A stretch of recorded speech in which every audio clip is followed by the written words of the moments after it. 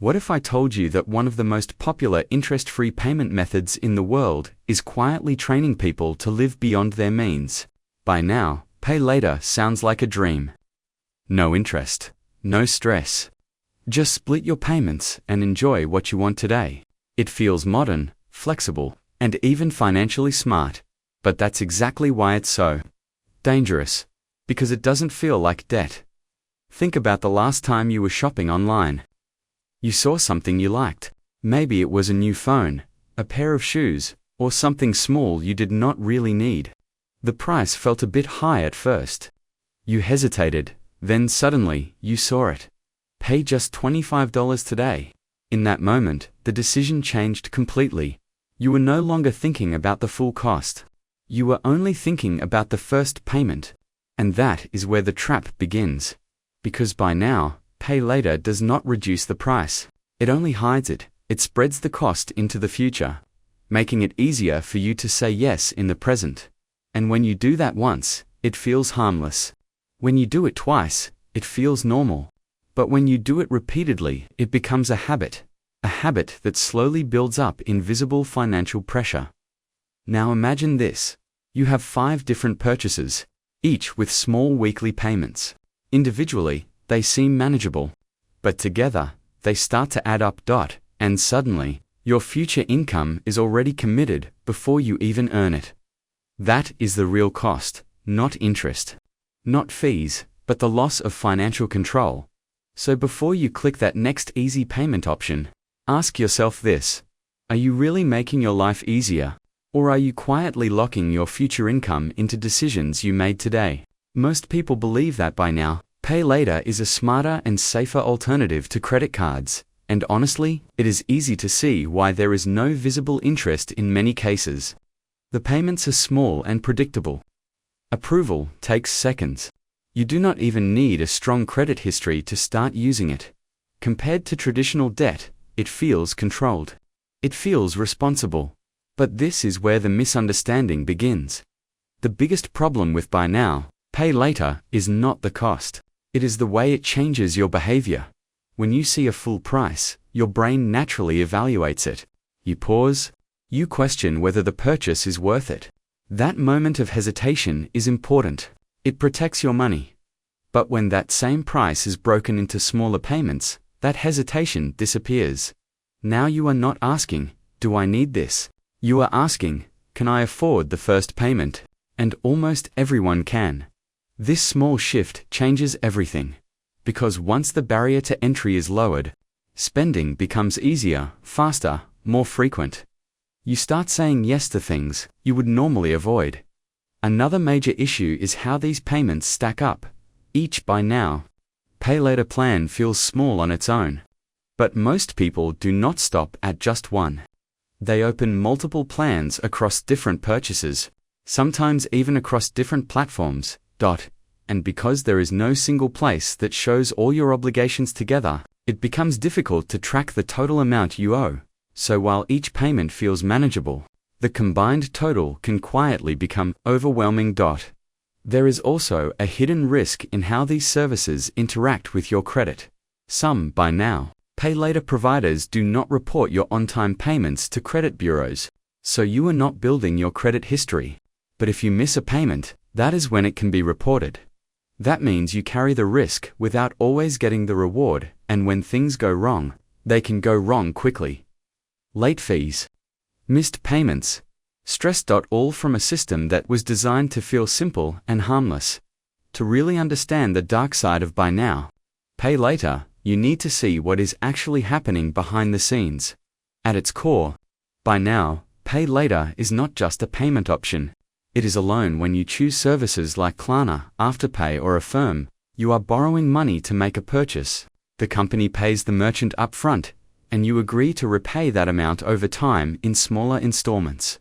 On the surface, it looks simple and friendly, but the business model is much more strategic than it appears. First, these companies charge merchants a fee for every transaction. Businesses are happy to pay this because buy now, pay later increases sales.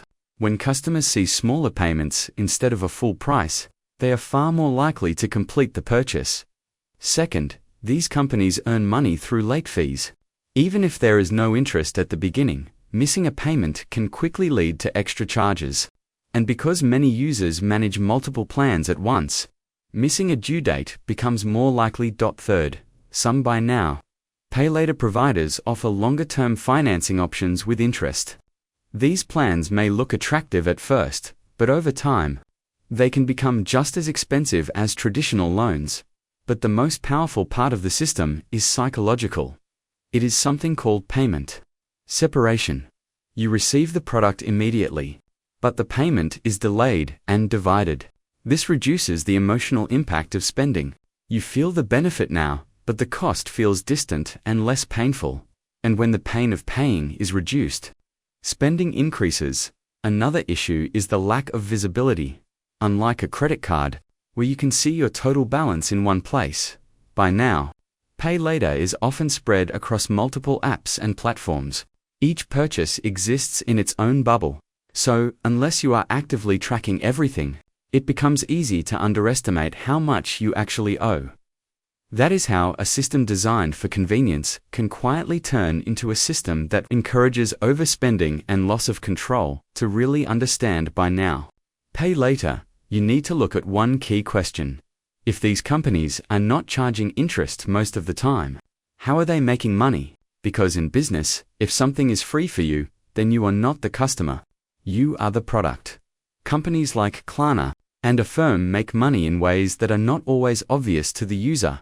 First, they charge merchants. Every time you choose buy now, pay later at checkout, the company pays the full amount to the store upfront.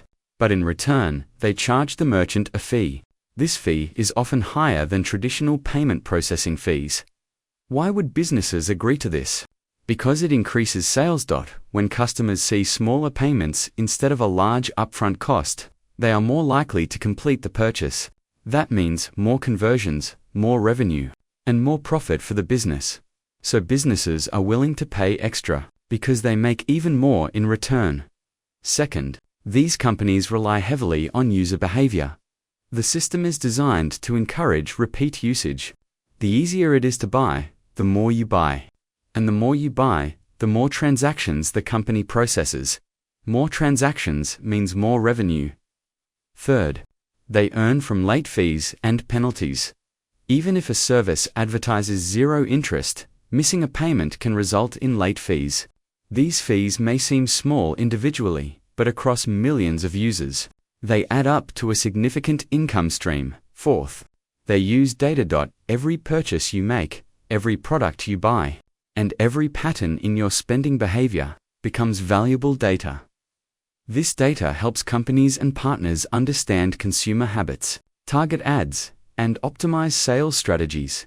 So, when you use buy now, pay later, you are not just making a purchase, you are participating in a system that is designed to study your behavior, influence your decisions, and maximize spending. And once you understand that, you start to see the bigger picture. Convenience is not always free. Sometimes, it is the product being sold. Let's look at how buy now, pay later plays out in the real world. A major example is how companies like Affirm partnered with large retailers such as Amazon to offer installment payments on everyday purchases. This made it incredibly easy for consumers to buy almost anything without paying the full amount upfront at first. This seemed like a win-win situation. Customers could manage their cash flow more easily, and retailers could increase their sales. The process felt smooth, fast, and convenient. But over time, patterns started to emerge. Many users began taking on multiple buy now, pay later plans at once. For example, a person might buy clothes using one service, electronics using another, and travel bookings using a third. Each payment seemed small on its own. But when all of these payments started overlapping, the total monthly obligation became much larger than expected. In several reports and surveys, younger consumers were found to be the most active users of buy now, pay later services.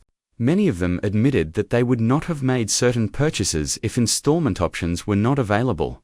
This shows something important. Buy now, pay later does not just help people manage existing spending, it actively encourages new spending. And that is where the risk begins. There have also been cases where users missed payments, not because they could not afford them, but because they lost track. With multiple payment schedules across different platforms, it becomes easy to forget a due date. Once a payment is missed, late fees are added. If missed repeatedly, the account can be sent to collections. In some cases, it can even affect the user's credit score. So what started as a simple, interest-free purchase can quickly turn into financial stress. The lesson from this real-world example is clear. The danger of buy now, pay later is not just in the money you spend, it is in the number of decisions you make without fully seeing the consequences. So what should you actually learn from all of this?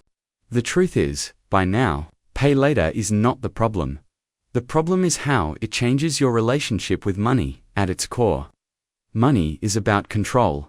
It is about deciding when to spend, how much to spend, and what to prioritize. But buy now, pay later can slowly take that control away if you are not careful. So the first lesson is this: always think in full price, not installments. If you cannot comfortably afford the full price of something, breaking it into smaller payments does not make it more affordable. It only delays the reality. Second, treat every installment as a real financial commitment. Even if it feels small, it is still part of your future income. That means every buy now, pay later plan you take reduces your financial flexibility later. Third, be honest about your spending habits. Ask yourself this question before every purchase. Would I still buy this if I had to pay the full amount today? If the answer is no, then the installment option is not helping you. It is tempting you. Fourth, keep your financial life simple. The more payment plans you have, the harder it becomes to track your money. Simplicity is powerful. The fewer financial commitments you carry, the more control you have. And finally, understand the difference between debt that builds wealth and debt that drains it. Wealthy investors often use debt to acquire assets that grow in value over time. But buy now, pay later is usually used for consumption: clothes, gadgets, lifestyle, upgrades. These are things that lose value the moment you buy them.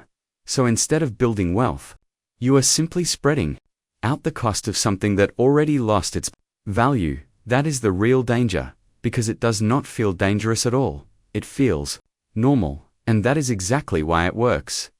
If you made it this far, then you already understand something most people never realize.